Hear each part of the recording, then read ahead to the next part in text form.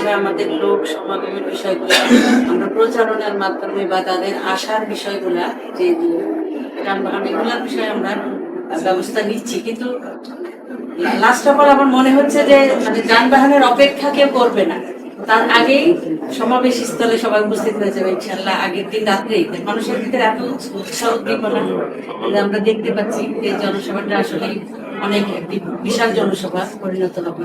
তবে যে বিষয়টা গুরুত্বপূর্ণ আমার কাছে মনে হচ্ছে যে বিষয়ে জনসভা গুরুত্ব হবে ঠিকই, কিন্তু শৃঙ্খলা রাখাটা অনেক বেশি জরুরি, অনেক বড়।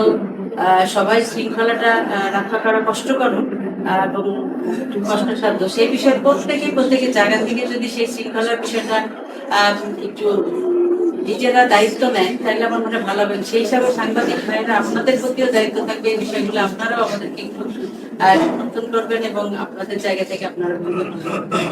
আর ইনশাল্লাহ